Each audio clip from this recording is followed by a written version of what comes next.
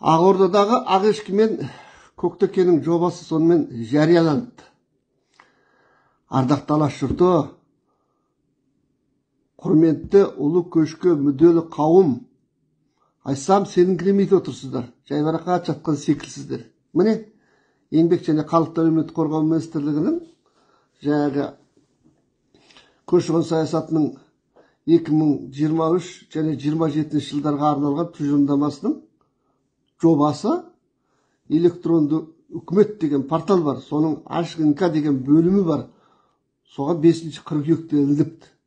19 қыркүйекке дейін сіздердің талқыларыңызға салыпты, халықтың талқысына. Кеше мен сіздерге жарияладым ғой, 5 жылсыз азаматтық берілмейтін жоба қабылданғалы жатыр деп. От сол жоба жаңағы тұжырымдаманың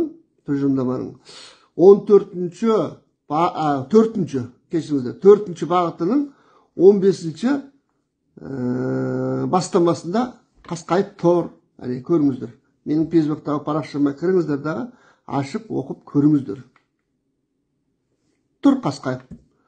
Ардақты алаш жұрты, тағы қайталап айтайын, құрметті ұлы көшке мүдделі қауым. Міне, біз жаңа Қазақстан құрып жатырмыз, әділетті Қазақстан құрып жатырмыз ғой. Сол жаңа әділетті Қазақстанның жаңа көші-қон саясаты, жаңа көші-қон саясаты дәл осылай басталмақшы. 5 жылсыз азаматтық бермейтін қандастарымызға заң жобасы жасалып, сонымен ары қарай басталмақшы. Қалайсыз ба, қаламайсыз ба, міне соның жобасы шықты.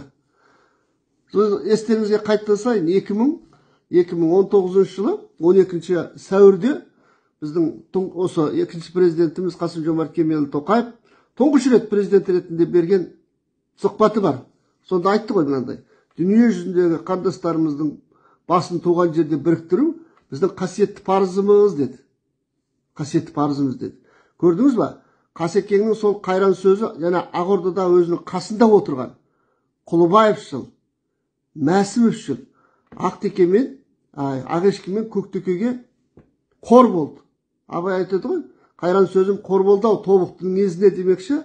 Қасым-Жомарт Кемелұлының сол дүние жүзінде қазақтардың басын туған жерде біріктіру біздің қасиетті парызымыз деген қайран сөзі қасында отырған, күнде кіріп шығып жүретін, жаңағы әр кірген сайын құрметті Қасым-Жомарт Кемелұлы, құрметті Қасым-Жомарт Кемелұлы деп аузы лып-лып жып-жып етіп тұратын Ақешкі мен Көктекеге қор болмақшы. Сөйтіп кетіп бара жатыр. Қазақты қорлаудың бұдан асқан үлгісін мен көрген жоқпын. Сен Маузыдыңға ренжисің, сен Сталинге ренжисің. Мұнша миллион қазақты қырыпты деп. Әрине ол қырады. Ол жау, ол басқа ұлт. Өзінің ұлтынан басқа ұлтты қаламайды. Кез келген уақытта қырады. Ал енді соның ізбасарлары қазір міне Қасекеңнің жанында отыр.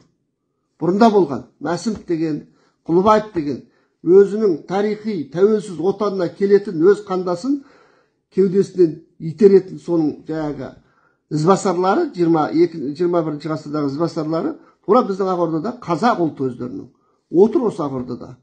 Сондықтан біз президентіміздің беделін түсіруге, абыройын төгуге бағытталған бұндай жобаға түбегейлі қарсымыз. Мен еңбек және халықты әлеуметтік қорғау министрі Тамара Дүйсеноваға осы видеодан пайдаланып айтқым келеді. Сіз мына жобаны күшінен қалдырыңыздағы көші-қон туралы, көші-қон саясат туралы жобаға конкурс жариялаңыз.